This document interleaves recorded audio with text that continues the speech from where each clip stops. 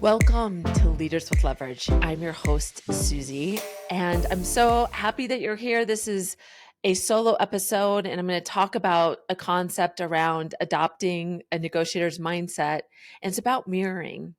And you may be familiar with some of the research that was done on mirroring as it relates to negotiation. If not, I'm going to fill you in. So mirroring is thinking about what are the attributes of the other person, their personality, the way they like to communicate, just things about the other person that when you mirror that, even the same kind of gestures, when you're doing that, the research shows that that feels familiar to the other party. And so that can increase trust and the relationship because you're doing something that they may not be conscious of it and they're very rarely are, but that mirroring can feel just that familiarity to them that makes them feel at ease with you. So mirroring is a strategy that some negotiators use or just automatically learn to do that's really effective for them. And one example of back when I first started this whole journey around helping people shift their mindset and adopting a negotiator mindset, a friend of mine, Christine, who I adore, had put together some friends of hers that were all attorneys and had a really, really strong negotiation game. And we were talking literally all afternoon about just different negotiation strategies that they would use. And I'll never forget this one. She was um,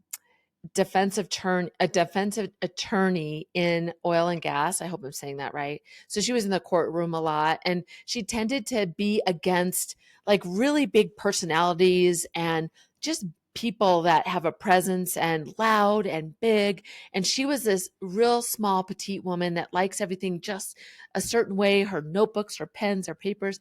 And so sometimes she said a strategy that she would use is to get big like them.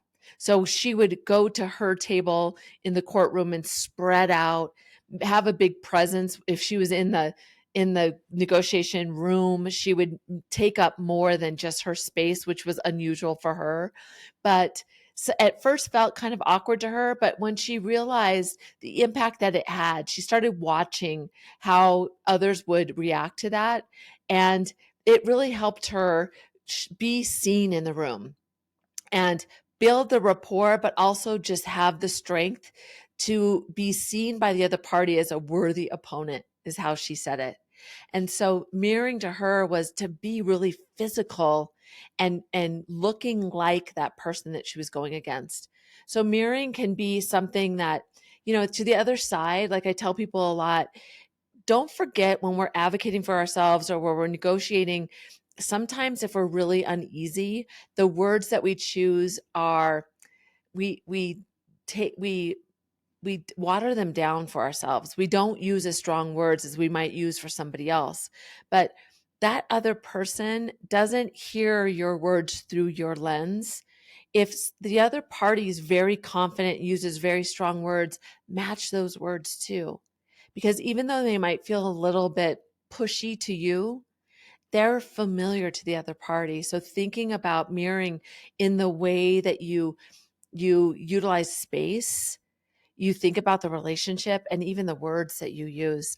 A funny example I use all the time when I'm talking about negotiation, difficult conversations, even our strengths and how we think that we see them from our view. I remember a few years ago, I don't think we were negotiating. We were having a conversation around a scope of a new project. And I was a consultant meeting with this guy at Comcast, actually. His name was Scott. He was a VP level at the time, holds a pretty big position right now. So I always mention his name when I'm with teams because it's funny, this story. So anyway, Scott and I were talking and he was explaining to me what was important to him in this big project that we're going to take over because he was going to be our sponsor on the other side. And I remember I am an extrovert. I believe my nonverbals are really positive because my nonverbals to me, even when I'm listening, show that I'm really listening. So I tend to nod up and down when somebody's talking to me and I do a lot of, yeah. So I do that constantly because to me, that's a positive way of showing the other party that I'm really connected and listening to them. And in the middle of him describing the services that he wanted us to bid on, he stopped and he was so frustrated and he kind of puts his hands strongly down on the desk and he says, "What are you doing? What is this? Uh-huh, uh-huh, uh-huh, uh-huh. Are you agreeing with me? Are you trying to say something?" He was so distracted by my nonverbals. They were not working for him. He likes to think things through. He's a quiet thinker. So I would have been better off just not being kind of my regular self and just being quiet and listening and letting him finish and then using that space to tell him what I think or if I agree. And he's taught me such an important lesson in that the way I was showing up for him was just too much for him. And I'm so grateful to him that he interrupted and made that such a big deal because he taught me a good lesson. I also believe that most people aren't going to tell you that. They're just not going to that somehow maybe the relationship is not going to have as much strength and you might not know why. Or somebody might not really understand enough about what's going on and why they're not trusting that they might not even have words for it to tell you.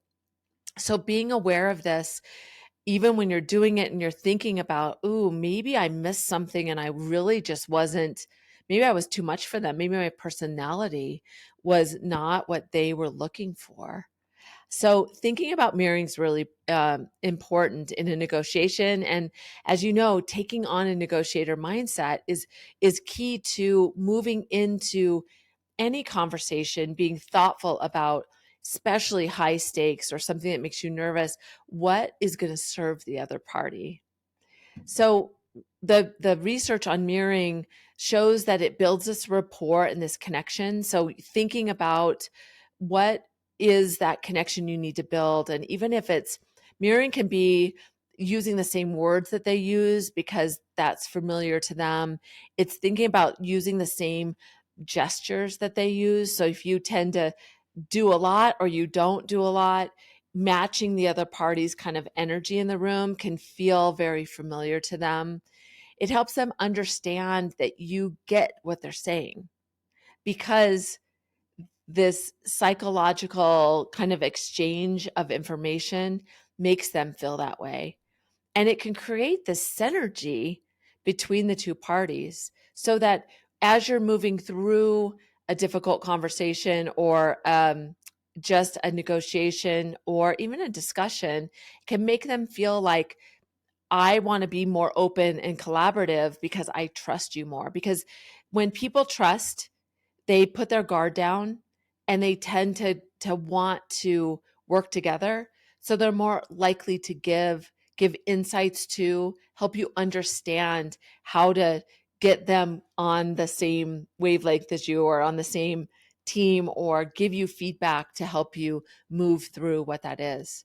So a couple things to think about when you want to start to be aware of mirroring and considering the importance to the other party is reflective listening, really listening actively and to the point that you're thinking about what they're saying and maybe even repeating what they say by reusing the words that they have.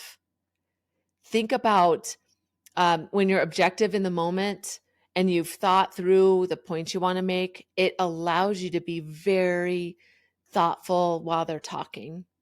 And then making space as well in that time.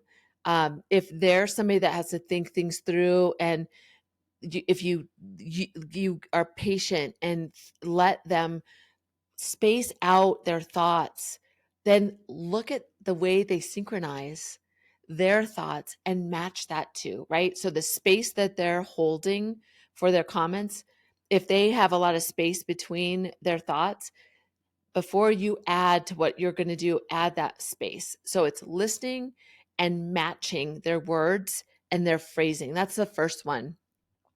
The second one is just being aware of their body language and doing the same kind of things that they're doing. If they're using their hands a lot when they're talking, do that. If they're not and they're holding their hands down, try to change that. You don't want to change who you are or not allow yourself to be at your best, but in making that connection, especially when you first start out, observe how you're holding yourself in comparison to them. And then even thinking about where you meet and how comfortable they are in that environment. And if you can sense that comfort for them too. So that body language synchronization is really important. And then really framing, like listening to what they're saying and reiterating that you understand their priorities even above and beyond yours. So when you go back to the conversation and as you try to reframe the agreement that you've come to, making sure that you're putting their priorities, their words, the things that were important to them, and mirroring the way they had said it to you can help them feel like you really got it and you have their interests in mind. So the 3 tips are to be an active listener and be reflective in that. So matching their words and also their spacing. The second is to really think about synchronizing their body language with yours. Are they talking with their hands person? Are they not? What are some of the things that they're doing so that feels familiar to them? And then the third is to think about how do you rephrase and reframe the agreements by using their priorities and their words so that it feels familiar with them, so that they really feel like this was a collaborative process, that you work together to come to this outcome that is a win-win for both of you. So mirroring is a really interesting aspect that I've started really thinking about. How do people do that? And how do I help teams integrate this into when they work with their peers, when they work with their boss and they're working one-on-one with them or trying to win them over, somebody that's new? And even thinking about when you're in a situation where the other party might feel a little intimidating to you.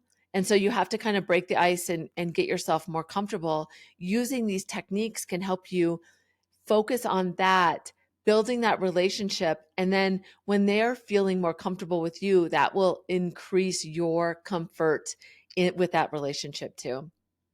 So I hope this was interesting to you. I'd love to hear some of your outcomes when you're more aware of this mirroring idea. Even watch yourself. Start by observing yourself in different situations with people and observe what your natural state is versus somebody else, and making shifts with somebody that you're really close to that knows you well, and see if they notice. Do some testing. It's all of this. Adopting a negotiator mindset is testing in your everyday so that you can figure out what works or what is interesting to you so that you can repeat that or make it more natural to you so you can just do it automatically on autopilot. So share with me your ideas. Find me on LinkedIn. I'm easy to find on LinkedIn. I'd love for you to follow me on LinkedIn.